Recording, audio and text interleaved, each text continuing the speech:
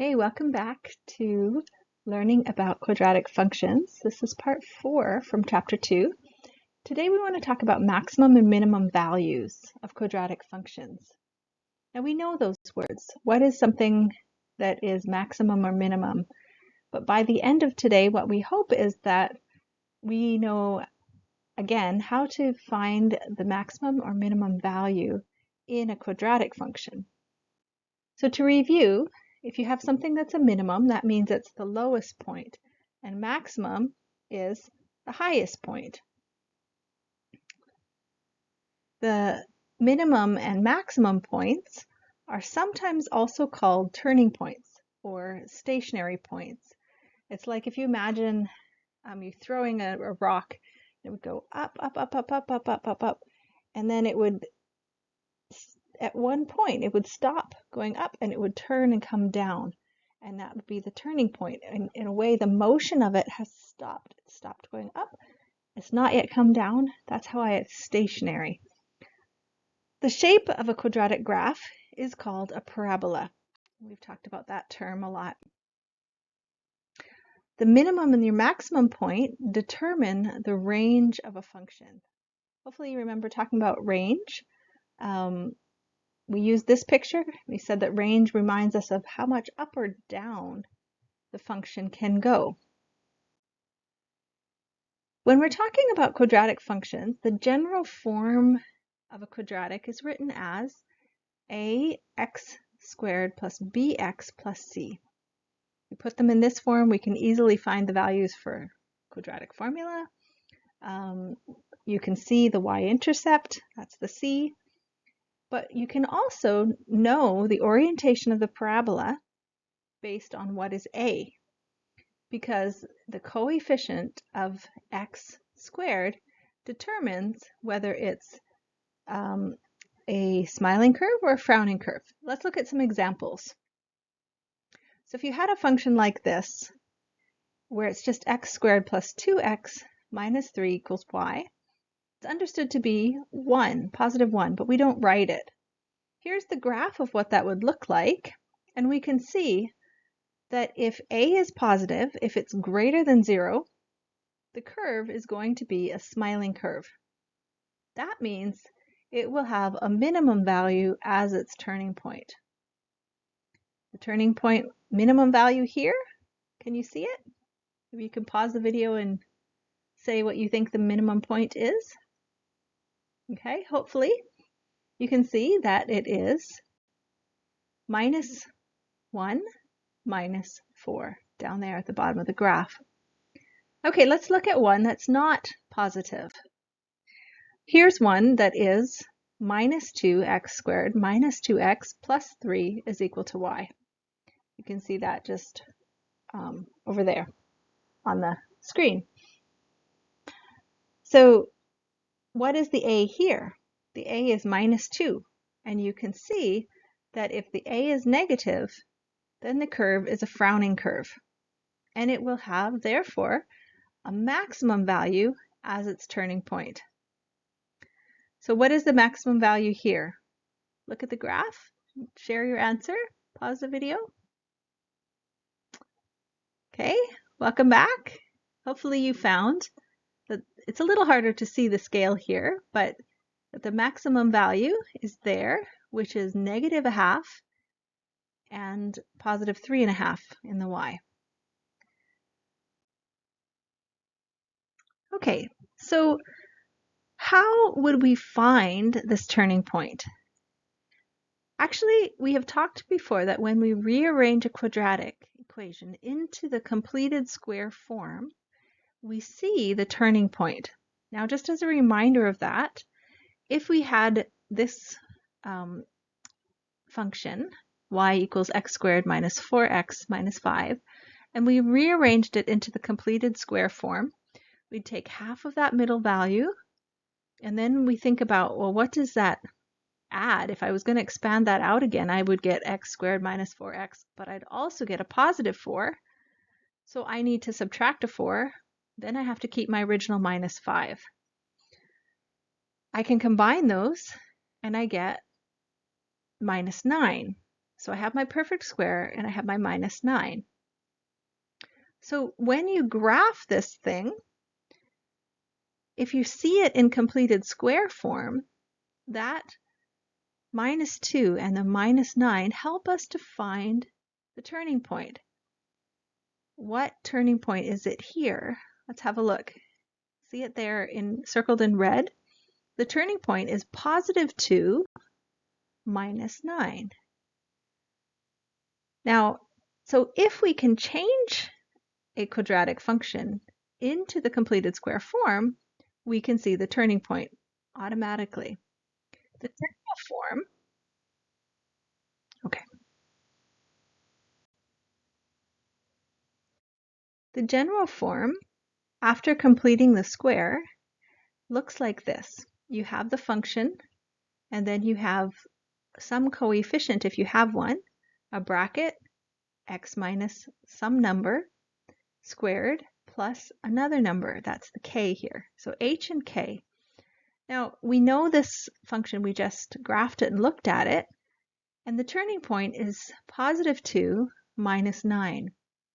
So by looking at the general form, you can see that the general form often writes it negative here in this bracket because you take the opposite sign of whatever is in the bracket as the x value of the turning point. Basically, you're making the bracket equal to 0.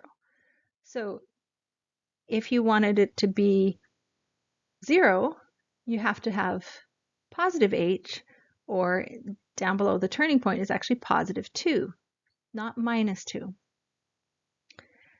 The k is written positive because you take that value. So in our example, that value is minus 9, and that is the minimum point. The turning point there is minus 9 for the y value. So you don't take the opposite of this one. You just take it as it is. So the turning point, if you have it in this general format, the turning point would be positive h, positive k. Sometimes the completed square form is also written turned around when it's negative. And it's partly to keep that negative a included in in the format. So let's see how that looks. If we had this graph in completed square form, it would be 4 minus 2 bracket x minus 2 all squared. So the turning point you can see on the graph is positive 2, positive 4. The negative before the a is showing that it's a frowning curve. The k, so down in our example, you can see that here as the minus 2. The k value is the y value of the turning point. And on the graph, you can see that the y value of the turning point is 4. And again, in this format, you take the opposite value of h, that's the x value of the turning point, and then you can see that down in our example, the x value of the turning point is positive 2. Other letters get used, not always h and k, especially in our textbook, you'll notice they use many different letters. So don't let that surprise you as you work on these. The turning point, or the stationary point, if you do use h and k, is hk here, but sometimes it's written in this format when it's negative in particular. All right, here's a few for you to try. Find the turning point. Pause the video and see if you can rearrange this into completing the square form so you can see the turning point. Okay, welcome back. When you complete the square, you take half of 10. That makes your square. You think of what have I added already into the equation by putting this here, and I've added a 25, so I have to take away the 25, and then I have my plus 15. That ends up being x minus 5 all squared minus 10. So the turning point is positive 5 minus 10. Now, if I would ask you, is that a maximum or a minimum point, what would you say? Okay, hopefully you can see that this is a minimum point because it has a positive a. Here's another one for you to try with a little bit of additional question with it. Find the turning point of this function and hence find the range of the function. Okay, so you try that. Pause the video and have a go. Okay, welcome back. When you complete the square here, you should get x plus 3 in brackets. Then you think, I've added positive 9. I have to get rid of the 9, and then I still have a minus 5. Oops, that wasn't supposed to equal 0 there. I'll take that out. X minus 14 is what it ends up equaling. Maybe I won't take it out, otherwise you'll be confused. Why did she say it shouldn't be there? All right, it should end up being x plus 3 all squared minus 14. The turning point then is minus 3 minus 14. And what then would the range be? The range is what y values are we allowed? If it's a minimum point, and that minimum point is at minus 3 minus 14, then the range is y is greater than or equal to minus 14. Remember this one we did first. If you had already found the turning point, you know that it's a minimum point. What if you were asked to find the x-intercepts? How could you do that? The way that you would do that is you would put in 0 in place of y. So when you have the x-intercepts, that's the places where y is equal to 0. So if I put 0 into this equation and then I solve, I can say that the square equals 10. Now how do I get rid of that square thing? I take the square root of it, which leaves me with a positive or negative root 10. Then I have to evaluate that, and I will get 2 answers. So you can see at this point that the x-intercepts are not integer values for this particular function, but they're still helpful. If you were going to sketch this curve, you already now have a number of things you could plot on a graph quickly and be sure of where this graph goes. So if you were sketching this, the fact that you can see the turning point is 5 minus 10, you could plot that point. Because of that, you know the line of symmetry is x equals 5, which is the line that runs right up and down the parabola and makes it that unique shape.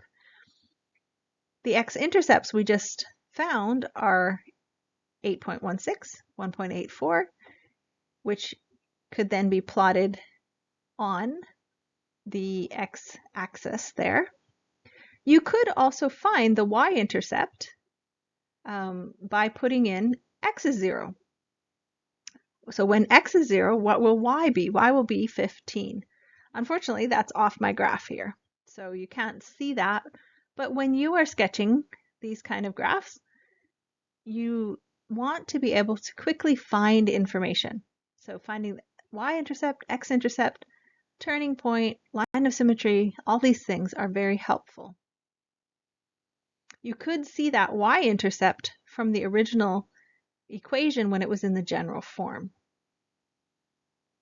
All right, the last thing we need to consider before you're ready to try some from 2.2 is what happens with an inverse function when it's a parabola, and why would we sometimes restrict the domain?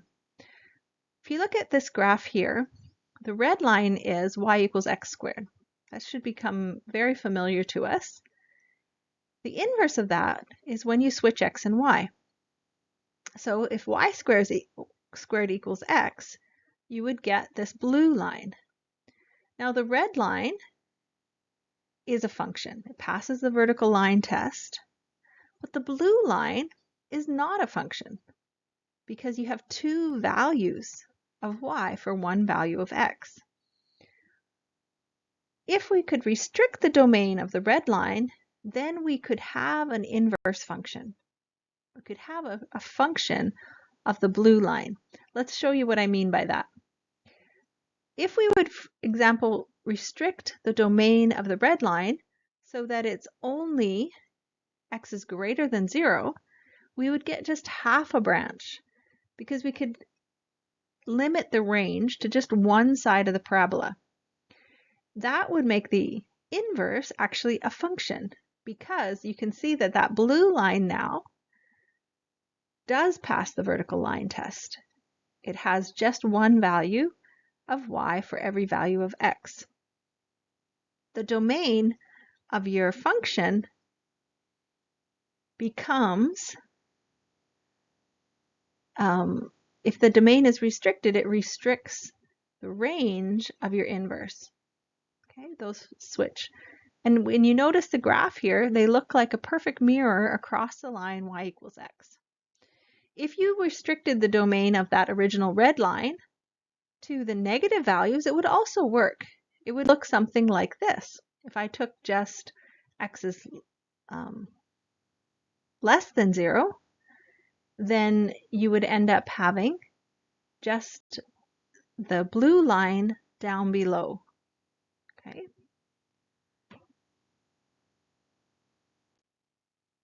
So if you're asked what restrictions are needed so that there is an inverse of a function, you have to think about, okay, I just want to get half the branch, or I just want to get one side of the parabola.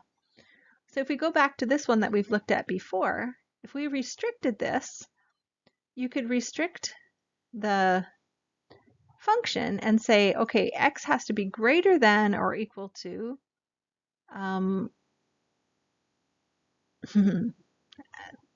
x has to be greater than or equal to 2 so that then there is an inverse. Or the restriction x is less than or equal to 2 would also work because then there would also be an inverse. All right, hopefully that's helpful, and you can try some questions from 2.2, and we'll see you soon. Have a great day. Bye-bye.